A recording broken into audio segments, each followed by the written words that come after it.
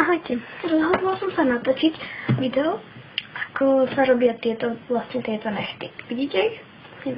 Takže budete na to potrebovať pilník na nechty, odličovacie tampóny, odlakovač, jednofarebný lak, ja mám takýto, vy môžete mať iný, a takýto trblieskavý lak. Takže, ak ste mali nechty nalakované, tak si ich odlakujte odlakovačom, ktorý obsahuje olej, ten je lepší. Potom si pilníkom upravte tvar nechtov a potom natrite jednofarebným lakom.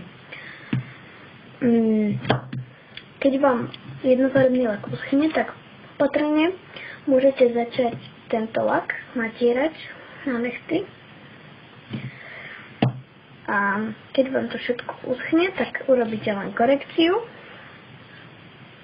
To je vlastne, že si namočíte kozmetický tampón do odlakovača a keď máte škvrny okolo nechtov od laku, tak si ich proste vyčistíte.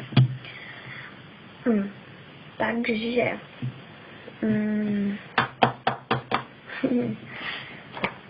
toto je jednoduchý spôsob, ako si urobiť takéto nechty.